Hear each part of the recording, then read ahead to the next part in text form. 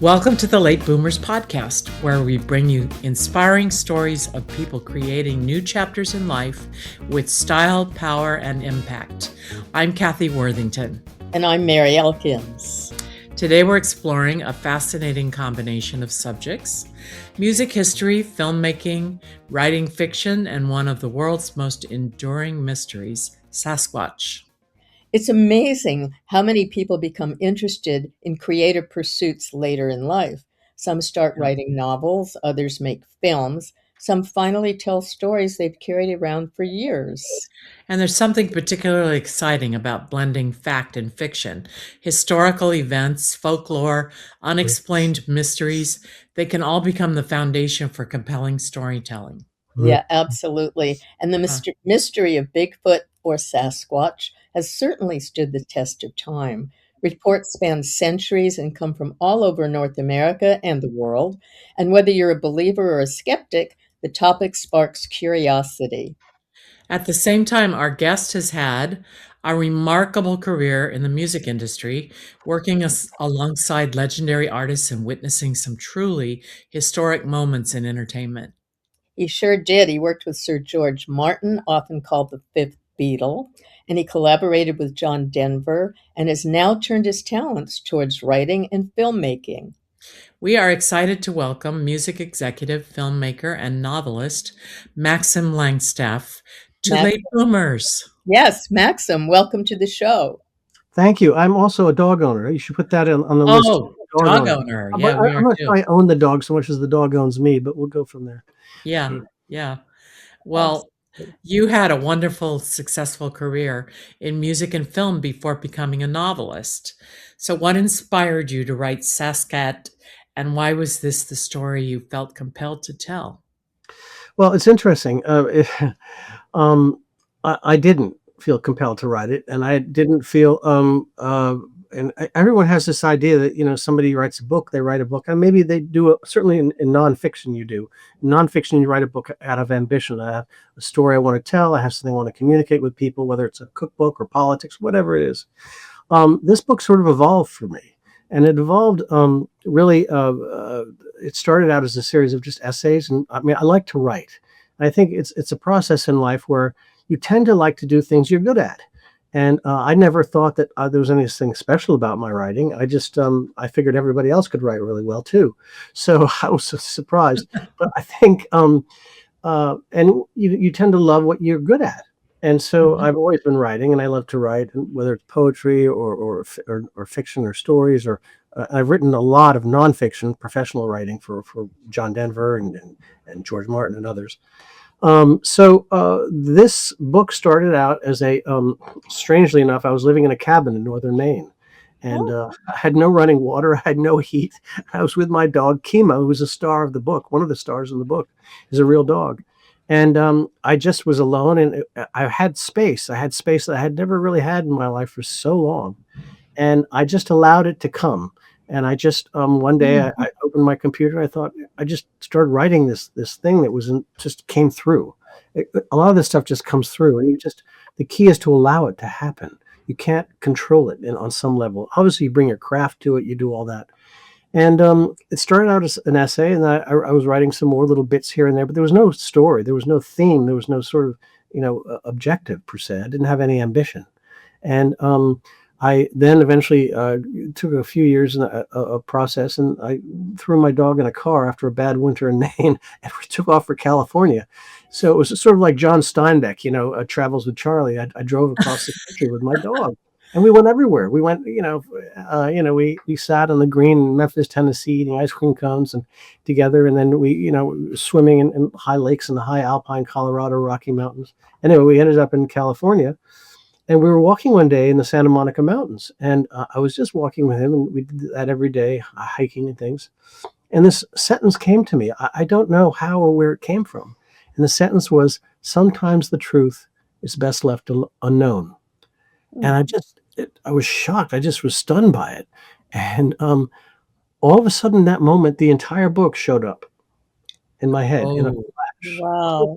whole thing. And I remember racing back to my little place that I had up in the mountains, in the Santa Monica Mountains in Topanga, and I just started writing. And then, then you have to go through a process of sort of figuring it out and how to do it and how to put it together. The whole Sasquatch Bigfoot sort of thing came about because I'm a writer and I'm a creative person. What's juicier than that as a subject? What's juicier than that? Yeah. I know. And when I started out, it was just a literary device in a weird kind of way. I had no, it's a silly thing. You can't take it seriously.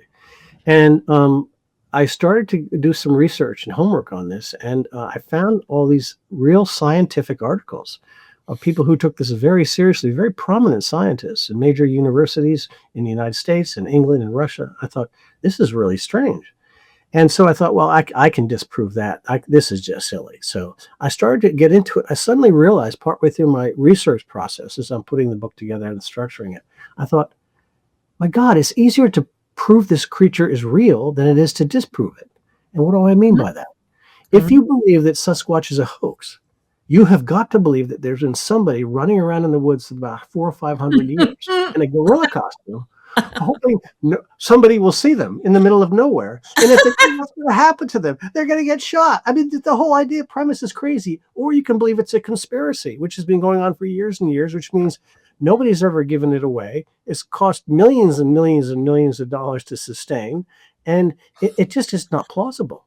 And so I'm thinking, well, what are you left with? I love this.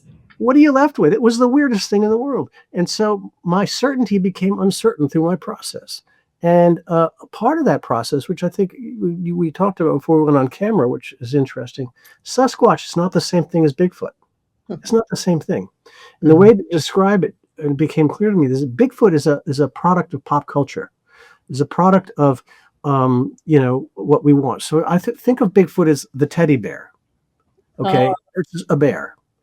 So we've turned this thing, this enigma, this whatever it is, into something that's acceptable to us, something we love, something we can cuddle, and then we make movies like Harry and the Hendersons and all that kind of stuff. But Bigfoot is really just a pop thing, and you see it all over everything, everywhere. I was in an outdoor store like REI the other day, and there was has surfboards on display. I'm looking at the surfboard, and there right there's on the surfboard is a plaque, or whatever you call those things, a stamp. And there it was, Bigfoot riding a surfboard. I thought, oh my God, this thing shows up everywhere. And it leaves you with two very interesting questions. One is, if it's real as a biological creature, that's an interesting thing to look at. Is it plausible? Absolutely. From a scientific standpoint, it is plausible. Of course, the scientific community will tell you, no, it's not ridiculous, because if it was real, we'd know it. That's about as scientific as a cheese doodle. So, I mean, it's ridiculous. So certainly biologically it is, but it's sort of like Jurassic Park, Michael Crichton, who wrote this fiction book and has, but the scientific basis of Jurassic Park is plausible and real. We can't do that. And so with Sasquatch, it's if it's a real biological creature, is it plausible? And it is plausible, but we don't know. We haven't, it's still out there as a sort of question mark. But if it's not real and it's human sort of made up, we've been doing it for thousands of years. This goes back to Alexander the Great. So what reports really, and those reports are in the book, but what is it about human beings that we have a need to create this creature if it's not real? It says an awful lot about us. And to me, that's equally as interesting a mystery. And in my book, in the opening, sort of really the opening page, I have a quote by Dr. George Schaller, one of the great field zoologists, who comments that, perhaps it's because we need to try to find a new connection to nature, a connection of ourselves to something bigger than we are. That's in the natural world, where we came from. Who are we? What are we all about? And this creature serves as either a symbol or some kind of a thing. So either way, whether it's a real biological phenomenon or whether it's something that human beings have a need for, any way you look at it, that makes it real. I mean, think about Christmas time, right? We all celebrate Christmas, right? Well, Santa Claus. We spend billions of dollars every year on Santa Claus. So when someone comes to tell me that Santa Claus isn't real, there's a choice. We're either cuckoo for Cocoa Puffs or this, I love your expression. We need this. We are, as human beings, we we don't operate from facts. We operate from belief. We always have. That And is the truth. And maybe we should operate more from fact these days, but even then, facts may not be as interesting no, as our beliefs in our folklore. we aggregate beliefs, we get enough of them, and then we turn around and call them facts. But it's I mean, I was saying in that book, I make a comment in my afterword about, when I grew up as a kid, we had the planets, and Pluto was a planet. Well, Pluto's not a planet anymore. My question to you is, what happened? Did Yeah, Pluto right. did Pluto go away? Did we make some grand discovery that all of a sudden Pluto doesn't qualify Yeah. based on our belief system? And then we call it all science. It's just complete nonsense. That's so true. So I want to pivot a little bit. You mentioned that you've been writing for a long, long time, and you've spent years telling stories in different mediums. So how does writing a novel compare with making a film or working in the music industry like you did? Good question. I It's all storytelling. Yeah. So I could look at you and say it's the same thing. And if you look at, and a lot of people come up through a particular funnel. I work in film, I work in television, I work in book. I'm a book person, or I'm a music artist. We all do the same thing. Mhm. It's the same craft with different instruments. Is With it a discipline or what is it? different. It's the same discipline. It's storytelling. Mhm. So, and the value of it and the outcome that everyone is looking for, whether it's film, television, music, or a book, is empathy, a bridge of empathy. So, Mhm. when I was talking to John Denver, and I said, John, how do you know you've written a great song? And he said, when it becomes yours. Oh, So, how do I know I've done a good book? How do I know I've made a good movie? How do I know I've written a good song? When it becomes yours. That's the Like ultimate definition. psychologically in your own head? Emotionally, you have to emotionally Emotionally? connect to it. You have Yeah. to. It's a bridge of empathy that's created. It's a connection. Human beings can't exist in isolation. We are social creatures. We connect, and we connect through storytelling. We connect because we operate from beliefs. So we Mhm. and so much of what informs us in reality, our version of reality, what that reality is as much made up as not. And you think about music as a very powerful healing force. It's the only universal language. It's unmediated. In other words, you don't have to learn it to be able to do it. You mm, can pick up a stick and make music. It's incredibly powerful. I think it's the only thing human beings do that doesn't destroy something or hurt something. And it doesn't Yeah. matter how old you are. It doesn't matter your gender. It doesn't matter your sexual orientation. It doesn't matter your politics. It doesn't matter your race, your government, your country, anything. It doesn't matter. Music is that Mhm. powerful, and Yeah. it's and writing is obviously another art form, and so is filmmaking. Filmmaking is visual. So but you're doing the same thing, and a lot of the roles and jobs in each of these professions are the same. You have producers in each one. You do the same thing. So for me to go from writing the book, it's just I'm just staying focused on the book and the writing, but the creative process that I'm having to go through is very similar when I'm writing a song, where I'm in the studio and trying to put something like Mhm. Mhm. or making Well, I wanna talk about a little bit about your music thing, because sure. one of the highlights of your career was working with Sir George Martin, who I adore because I'm a huge Beatles fanatic. So what was that experience like, and what did you learn from one of the most influential producers in music history? I learned a lot of things from George. Actually worked with George more longer than the Beatles did, which is kind of weird. I think about Oh. it. It's for 17 years, but I think uh, one of the things that George used to say was the truth is always much more interesting than the myth.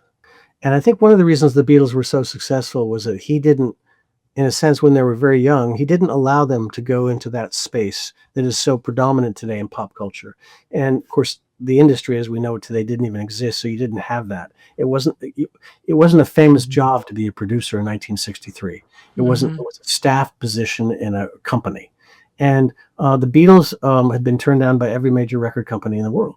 And he Mhm. took them on. The story behind his signing the Beatles is I could take up an hour with that, so I won't go there. But it's not really gotten out much.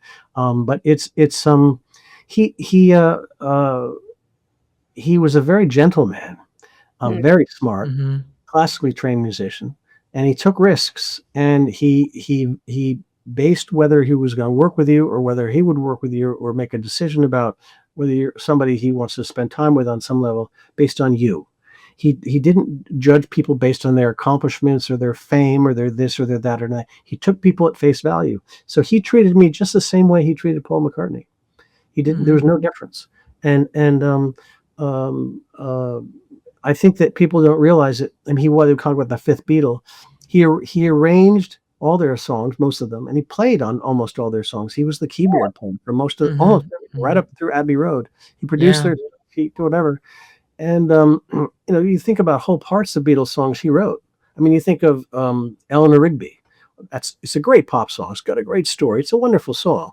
But what makes it amazing is that string arrangement. Yes. That's all George Martin, completely. I mean, Oh, yeah, for Wow. sure. you Because the look at the Beatles didn't know song, how to arrange for right. violins. You look at a song like "In My Life," for Oh, example, yeah, I love that song. John Lennon wrote. Well, that middle section George wrote, and the Beatles had John had written the song, and they went off to take a break, a tea break, which you'd get in the morning. You do 2 songs in the morning and record 2 songs in the afternoon, Hmm. and so They went so fast. they went out of the studio. I know they went out of the studio. Their first album they did in one day, everything recorded it, Uh-huh. engineered, it, produced it, and whatever. But the Mind-boggling. 2 tracks. Um, so they went on a break, and George realized he had 25 minutes, and John had left him and said, "I don't know what to do with this bridge. What you got any ideas, George?" So George said, let me think about it, John. I'll get back to you." They went off on their break. And George sat down. So he starts fiddling out this sort of Bach style little piece, and he sort of thought he could insert in the song, but he couldn't play it fast enough. He couldn't play what he had in his head fast enough. So what he did was he took the tape machine and he changed the knob so it would play at half speed. This is a technique you do in the studio. So he then played as fast as he could, playing it at half speed, and he played it on piano. It's a piano, okay. And then he switched the knob back to full speed, and it comes out twice as fast, and it sounds like a harpsichord. So Mm. he did it. He wrote the whole thing in 20-25 minutes. Oh, And the Beatles came back in after their tea break, and George said to John, what do you think of this? And John was like, wow, that's fantastic. And that's history. There's a lot of that. Yeah, In all of us Beatle fans admire those early recordings for the roughness and the raw character. When they made mistakes on the words, they didn't do another take. They just left it. I'm so glad you said Harmonies where they're saying different words at the same time. there's a I great love that. story that we used to, when we were going around the world doing our shows, we meet and greet people after the shows and things. One guy comes up, he's a complete Beatle nut, and he said, "Oh, Mr. Martin, can you did that thing on Strawberry Fields Forever, and it comes to the end of the song and then it fades out, man. It's so cool, man. It's the coolest thing I've ever heard, man. I mean, whoa, how'd you figure that out?" And then he brought it back up. I mean, whoa, nobody had ever thought about that. George, George looked at me and goes, "You want to know the truth?" He goes, "Oh, yeah, man." I thought he was going to pull out a pen and paper and write this thing down. He said, "Well, John hit a bad note. And I'd written had this really good ending for the song, and I didn't want to lose it. So the only way to get around the bad note was to fade the song out and bring it back up." oh, The guy stood there. He was devastated because he expected some big, profound, whatever. But you think about the Beatles, their first album, and it's during George's wife, Judy, who was a secretary when he first took his job, the secretary at the record label. She said her favorite Beatle album was the first, Meet the Beatles, or Introducing the Beatles, based on the British or American edition. Mhm. And she said because it's a live record. They huh. recorded the songs live. They Mhm, didn't have mhm. parts. They didn't record like the bass and then the guitar and the drums. They didn't record vocals and then mix them all together. You couldn't in those days. Two Yeah. tracks. Mhm. Yeah. And I remember we were talking about Sergeant Pepper, and of course, Sergeant Pepper often is referred to as the greatest rock album of all time, which is it's sort of a silly idea, but that's fine. Anyway, and George would disagree with that. He doesn't even think it's the best Beatle record. I can tell you what that is in a second. Oh, But what does he think is the best? Abbey Road. Abbey Road. And I Okay. It is. Because every Beatle fan has got a My favorite album. different one. But in terms of it's the best production, it's the best performances that they gave, and the songwriting was impeccable. It And was by not a far bad the song best cover. and a great Oh cover. yeah. So George said, we did Sergeant Pepper on 4 tracks. Only had 4 tracks to work with. Mhm. And I said, George, if you could do it today and you could have infinite number of tracks, which you can essentially now, hundreds if you wanted to, would you do it? He said, of course. I mean, you would do it because you have that ability. Mhm.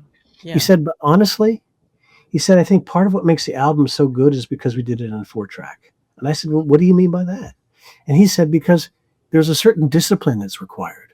Ah. There's this, you have to stay focused in a different kind of way. You can't screw it up or just do a sloppy thing and then go fix it in the mix or something like that.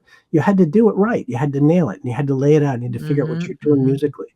So in many ways, it was the approach was much more classical than we think of, certainly than pop music is today. So there's a few Beatles stories for you. You can run with them. Oh.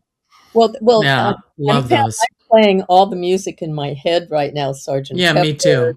Abbey Road. In my life, I was In playing My the whole Life. thing while he's talking. I actually You was know. listening to that. So each of you ladies, what's your favorite Beatles song? Oh Or do you have one or an It's- album? My Life is one of them, but the whole of Abbey Road. Yeah. That's not my favorite, but I like the earlier ones that really grabbed me emotionally when I was very young. So that would be like And I Love Her. If I Fell, the Hard Day's Night album is probably my favorite because it went with the movie and I went crazy for the movie. I saw that movie when I was 5 years old. My mother took me down to the theater in Bethlehem, New Hampshire. We were on a vacation. And I saw it on a vacation too. My parents dropped me off at the theater. yeah, huge sensation. So it was like, I got to go see it. My parents weren't too keen on it particularly, but they thought we kids might. And I was the youngest of 3. And I remember sitting there watching A Hard Day's Night, and I literally fell in love.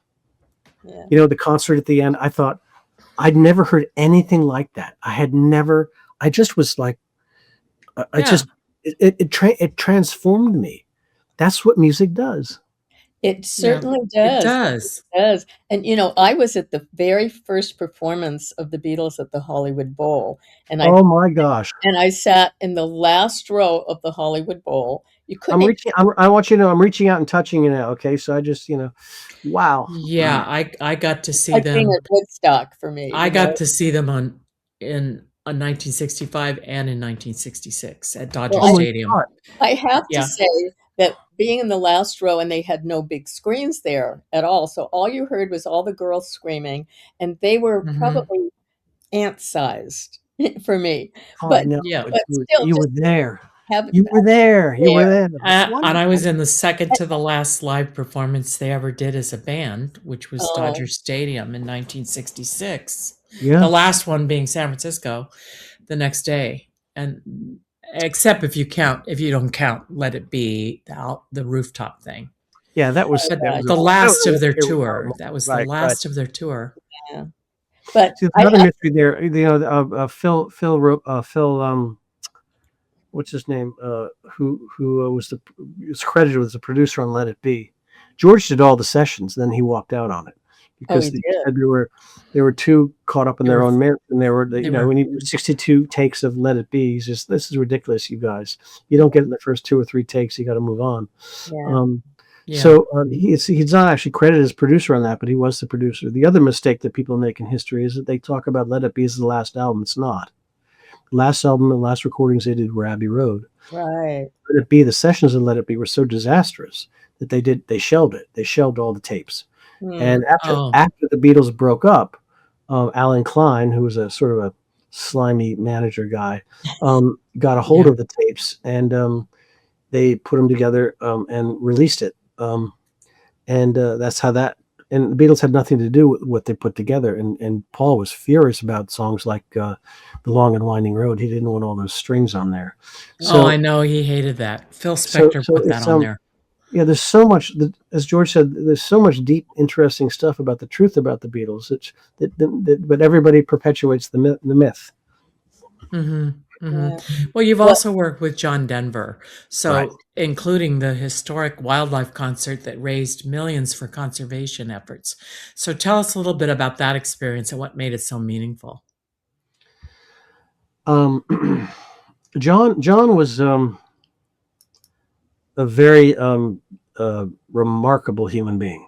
Mhm. He was sort of over what you say uh, uh, overexposed in this with a certain kind of marketing campaign that make him sort of thank God I'm a country boy kind of a guy. And he did have roots, but his roots were not in country music; they were in folk music. And he Mhm. came up like the Beatles. He spent years and years and years toiling on his craft and learning his craft.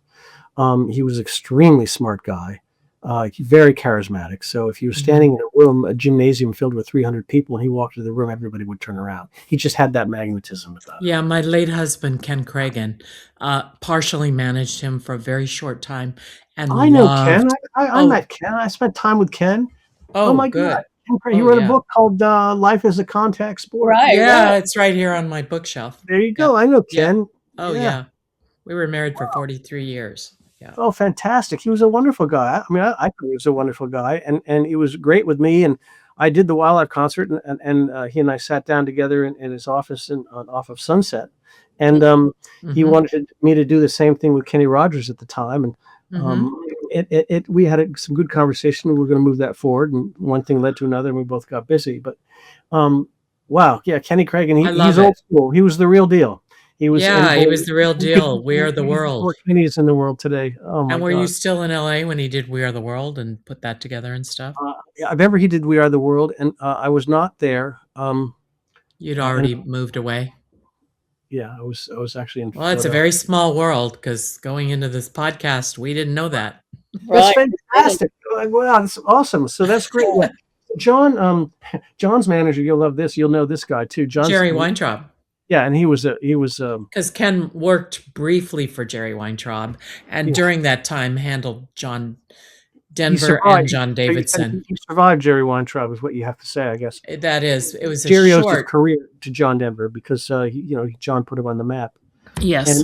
And but John, getting back to John, John Yeah. was profoundly gifted at communicating. So if you went into a John Denver concert in Madison Square Garden, and he was singing, and you thought you were absolutely convinced he was singing just to you, and Mhm. that's Mhm.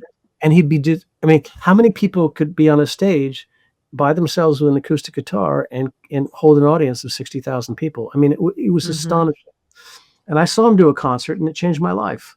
I had no He connection. has such a beautiful tenor voice. Oh Oh, yeah, Gorgeous on voice. her voice. I mean, I had the opportunity Gorgeous. to meet yeah. him. My late husband did a TV commercial with him for it was for the forests and for conservation.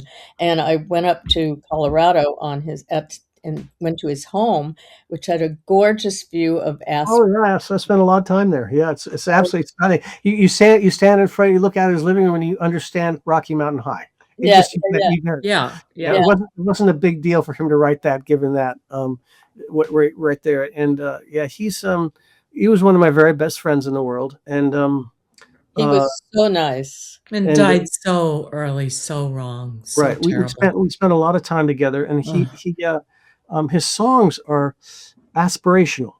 A lot of his songs are, they're not all Mary Sunshine. People tend to think they're light. They're not light. They're very deep, actually. A lot of pathos.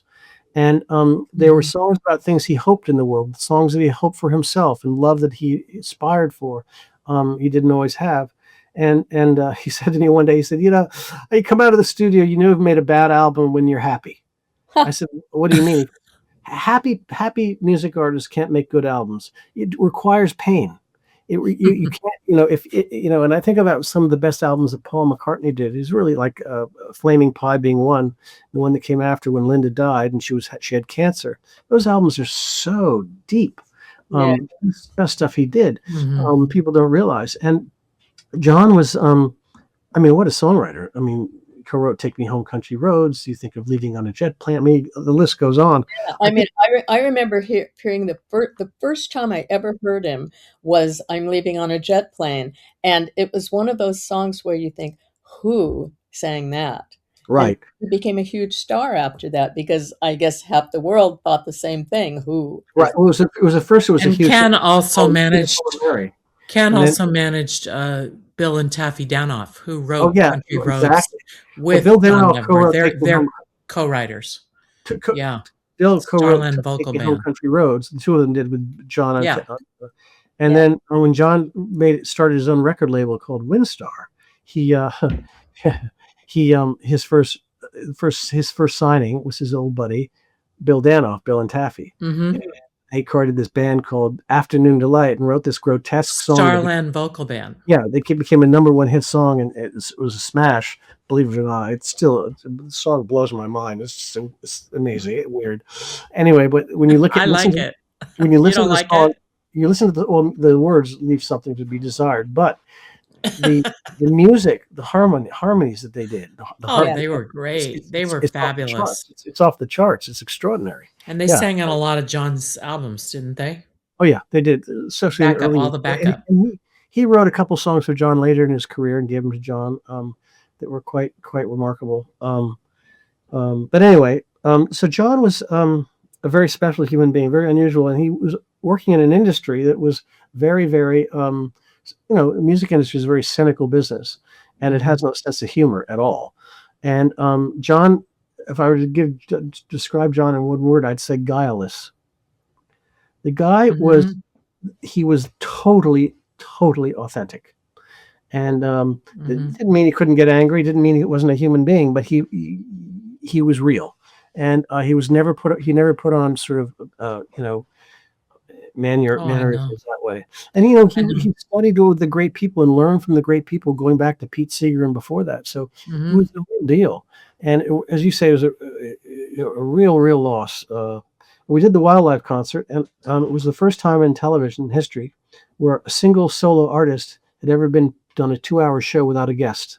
Because the network said to me, because I was the one who had to do the battles, said you can't do that. Nobody can sustain that, and we need guests. And they kept saying, "Oh, let's get that all kinds of Whitney Houston." They suggested at one point, and I kept saying, "No, I know. I've seen this guy perform. He can do it." And we can't, it was funny because John had been out of the limelight for a while. Basically, we went into Sony Studios in New York, and it's where they did all the unplugs. And it was a unique studio. It's condos now, but it was because you could do television and you could do music at the same time. Two totally different things. In fact, the double CD we released is they're different takes than what's in the TV in the show. In film, and of course there was no wildlife concert. You can't film it that way. We put it together through television. We cut it and edited it into a single concert. There was no concert. John sang for 5.5 hours every day for 3 days, in front of an audience. And then if he screwed up a song, we'd do it again the next day. And it was unbelievable. So you listen to something like Wow. the film version of "Sunshine on My Shoulders" in that film. His voice, he's tired. He's been singing for 4 hours. And Oh, song, and it's got Jim Hort on sax, and it's so much substance and richness and nutrition in it. But he oh god, he had written this song about his ex-wife, and oh, it was called "Kissing You Goodbye," and he has to keep the audience excited and going in between takes, so he starts to sing this song, classic John, a beautiful love song, so another version of Annie's song, perhaps, just something Mhm. really sweet. And he gets to the fine guitar comes down, and he goes, "Get your tongue out of my mouth, because I'm kissing you goodbye." oh, That was the line of Oh. the song, and of course we all burst out laughing because it was absolutely hysterical, and nobody expected that from John oh, Denver. wow.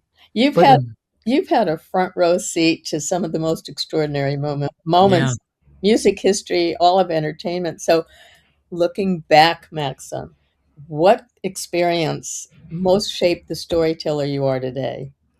And maybe the person you are? wow, that's a very I'm not sure I can. There's an answer to that. It's like asking somebody what their favorite food is. That's a gotcha question. What's your favorite movie? Mhm. I don't know. Yeah. Actually, I do, but I've been very blessed to have been come from a family that was essentially a matriarchy.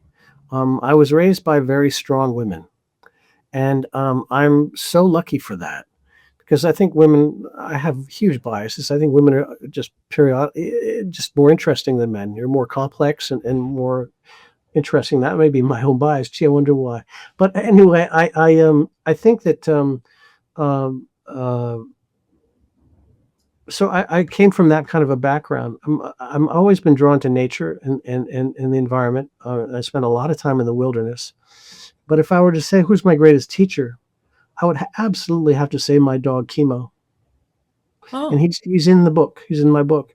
You think about the Mhm. qualities in life that matter: grace, courage, kindness, uh, uh, um, playfulness, all the qualities in life that I most admire in other people and I most aspire to myself. He just carries on. He carries it with him everywhere he goes. And I Mhm. learned so much from him by watching him and my dog that I have now, Huckleberry Finn, is just amazing to me because again, we human beings operate from belief, not facts. And so we have all these beliefs about ourselves as being superior. We're human beings, we're more intelligent than they are. All this, it's nonsense. It's nonsense. I mean, he'd have a better Yeah. chance of surviving in the wilderness than I would. Our cat would beat us all. I mean, I think that, it was E.O. Wilson, the great biologist, who sort of coined the phrase sociobiology as we know it today, commented, and I have that comment of his in the book, quote, if all human beings disappeared tomorrow, nobody would notice, and it wouldn't matter because we don't matter as human beings. But if all the mosquitoes and bugs and spiders and worms went extinct tomorrow, the entire ecosystem of this planet would collapse. Mhm. It's a That's Wow. very, Yeah. very, very profound sort of and Mhm. simple recognition. But I think we as humans tend to don't operate with a lot of humility, and I think we tend to Mhm. we think the world rotates around us. I'm absolutely convinced when I go into the woods that that mosquito that's on my arm or neck, or you know, he's looking at me saying I'm the top guy. He turns to his wife and he says, "Honey, steak for dinner tonight." I mean, we're a food source to them. But we operate from a belief system that says, no, we're this, we're that, and this is how it is. And we disconnected ourselves from the world. And I think it's a So problem. So I, many I people, want to go back to your book for a second because writing fiction is such a solitary process. I mean, unless your dog is right there helping you. But what was the most challenging aspect of creating this new novel, Sasqet, and how did you overcome those obstacles? wow, how many podcasts are we doing today? A How lot. did you overcome those obstacles? right, right. Yeah. I think Not, yeah. the challenge there were a lot of challenges, but one of the big challenges is you have a creative impulse and something is coming through you that you want to express and you want to express it, but you can't do it in a vacuum. You have to bring craft to it. You have to do your homework. You have to structure it. So I did structure my book. I got to a point where I sat down and I thought, well, I sort of turned to, I'm a big fan of Joseph Campbell. So the hero's journey. I've always believed this. There's only one story. I don't care whether it's The Wizard of Oz or Harry Potter or Jaws. It's the same story. Human beings have this weird thing in our brains. It's an archetype. We tell the same story over and over and over again, expressing it in infinite different ways. And Mhm. so I wanted to make sure that I adhered to the structure of the hero's journey. And I did that because I knew if I did, I'd be on the right ball field. So yeah, it is a very solitary thing. I think the most important thing that I learned in my process was don't talk about it while you're Mm, doing it. Don't share it. You go into cocktail conversations with people and say, "Oh, you're writing a book? Yeah, I'm writing a book. I'm going to write a book." And I think, "Oh my God, you have no idea what you're talking about." Yes, on I the other hand, it wouldn't wish makes that you on you. accountable. It makes you sit down and work on it. Right. But and if I knew, I'm a person who doesn't know what he's doing most of the time. If I knew what I was doing when I start something, I would never do it. Why would I? Yeah. So I didn't have a lot of struggles with this book. It was a process of wonder, Yeah, but you said you got a download, like a and real, you have to give it time and space and wow. allow stuff to come through. And it's not, and the key is you cannot wait for inspiration and then go. It's the going that causes the inspiration. Yeah. It's the Good process that quote. allows the inspiration. Good So quote. the thing is, I'd be writing something, and I'd be very excited, but I think I'm going to go from A to B in terms of what I want to get to in a chapter or a moment or in a scene or whatever I'm writing. And I'd finish writing, and I'd realize that I'd taken a left or right hand turn partway through my writing, and I ended up somewhere completely unanticipated. And Mhm. I think a lot of bad writers don't allow that to happen. They don't aren't willing to go with it. They feel like they have to control the creative process. You can't control the creative process ultimately. All you can do is capture it. Ah, And it's John used to say this about his songs. He never felt like his songs were his. He felt they were coming through him. He was a vessel for something else. And we're not going to get into that, mind you, but um, do you meditate before you write? Do you sit and quiet yourself? no, but I have meditated in times in my life, and I do periodically. But I think that to a large extent, I said how I started this book. You need space. You have to have space, and we live in a world that's so focused on outcomes. Outcome, outcome, outcome, outcome, outcome. And do this, go here, get this done, boom, boom, boom, boom, boom. And I used to Mhm. say to my mother, I said, Mom, you're just rushing to your death. Stop. Enjoy the roses. Smell. And what's that expression? Smell the roses. You Right. have to create space. And that's why I think for me, the journey started when I was in Maine, when I had all of this space that I'd never had in my life. I had a busy life. And all of a sudden, I had some big chunk of space and everything that all my life's experiences and everything else that happened just suddenly started to come through. It was very um it's a magical thing. Um but I think there's certain things Bob Dylan said, when he's writing a song, never share the song until it's done, Ah, because it's a Mhm. very delicate, intimate space that Mhm. you as the creator are having with your higher power, however you want to describe it. yeah. Yeah. Yeah.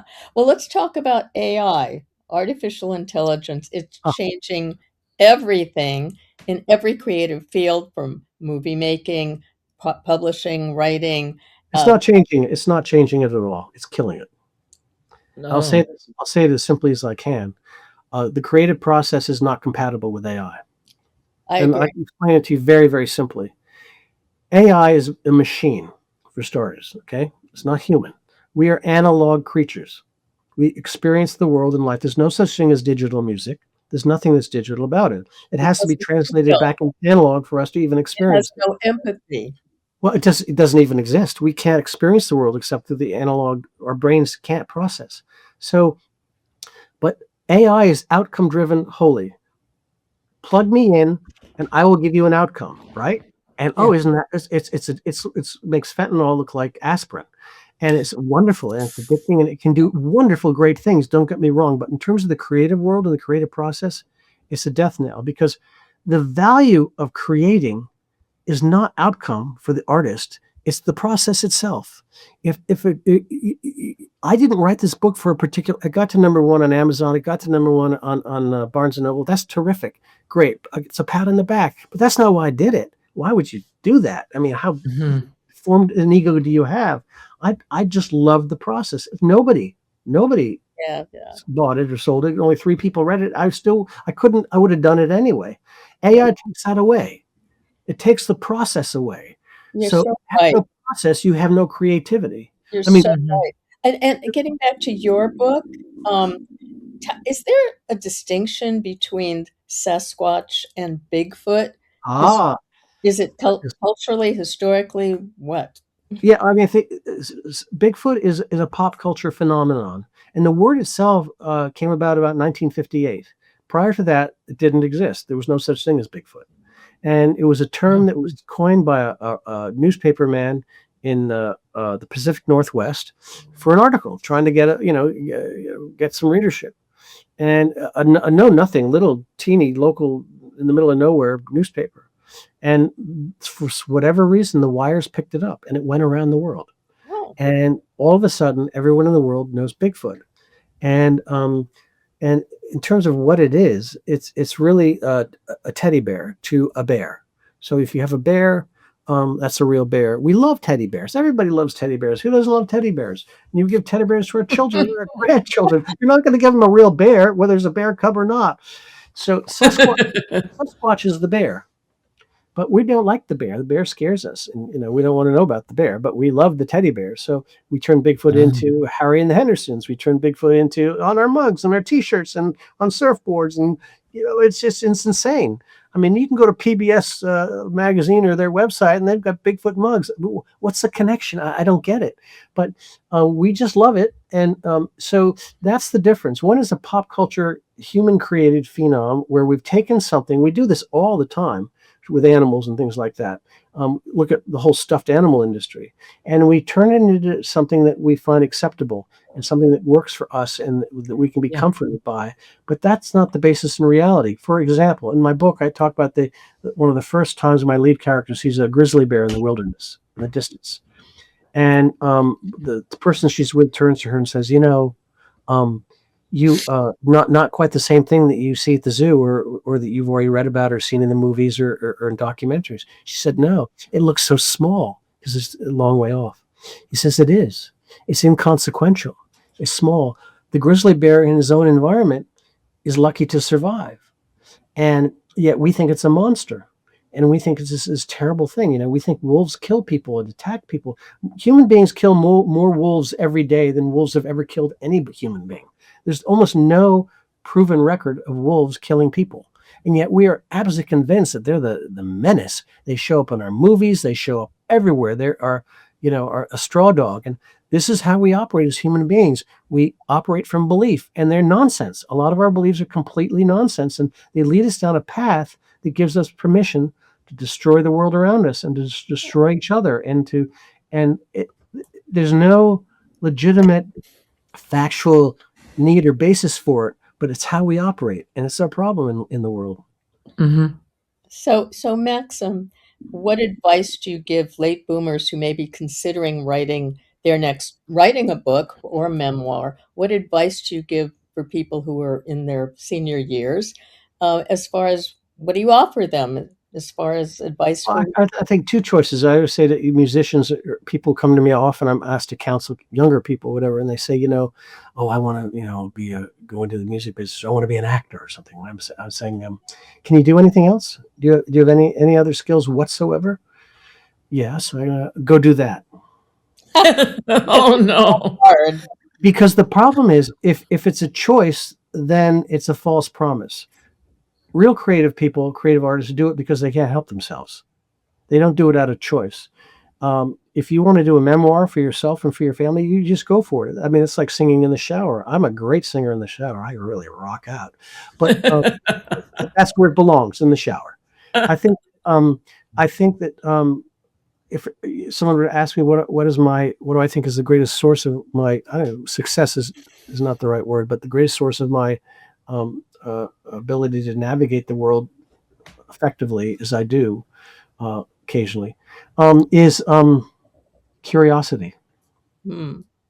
I think my greatest added value, my edge, comes from having curiosity. You need to be curious about the world. People say to me, ask me, young writer, well, I'm stuck. I can't think of, I'm stuck in my creative process. I don't know how to go. And I said, then you're not alive. There's no such thing as being stuck. You can't be stuck. That means you're not connecting to anything. I said, go write about the leaf on your driveway. Go write about while you're stuck, whatever. Mm-hmm. Those moments Yeah. happen. It's evidence that you're not connecting to the world. And the best way to connect to the world is to get involved in something more important than you. And what's the best way to do that? Be curious about something other than yourself. So what's going to be Well, next for my you? grandmother used to say to me, you guys remember this in the 70s. The whole thing was the me generation. Remember that? Oh, yes, Yeah. the me generation. My grandmother hated it. She's a very accomplished woman. And she said to me, Max, if you want to know something about yourself, if you want to learn about who you are and what you're all about, get yourself involved in something more important than you. That's how you will find, Absolutely.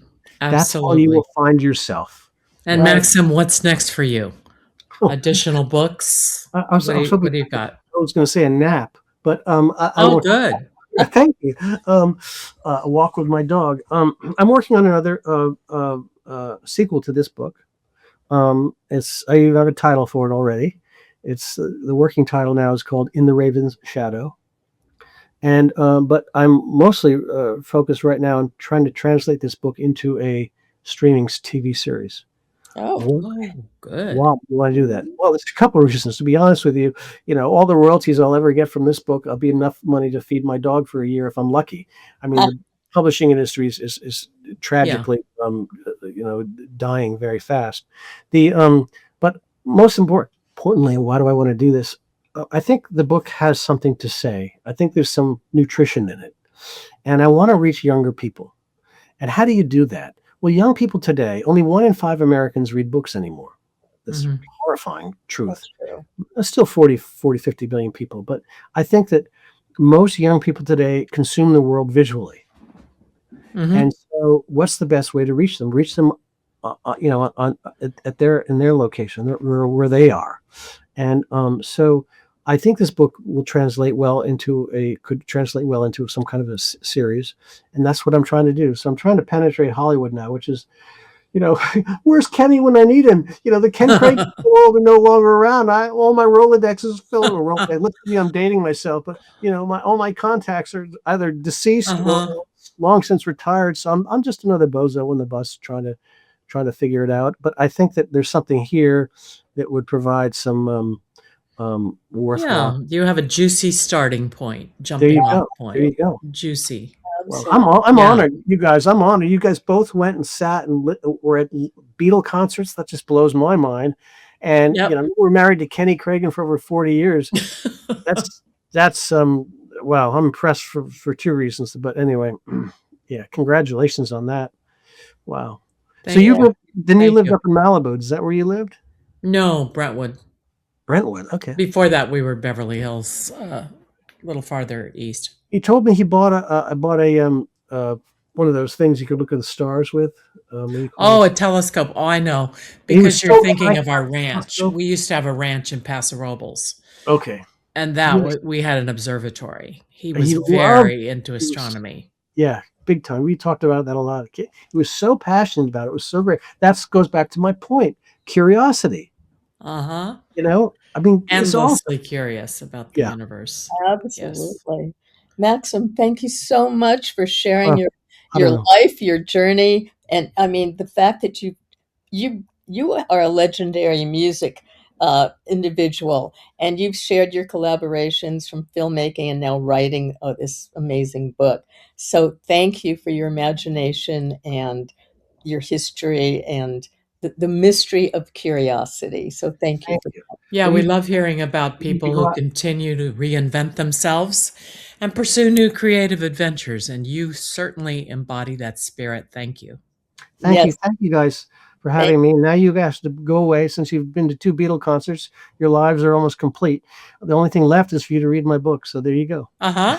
absolutely read I it. will. And I for our will. audience, both the audio and YouTube audience, if you'd like to learn more about Maxim or read his book, Sasqet, be sure to check out his website and follow his latest projects. And Maxim, what is your website for our audience?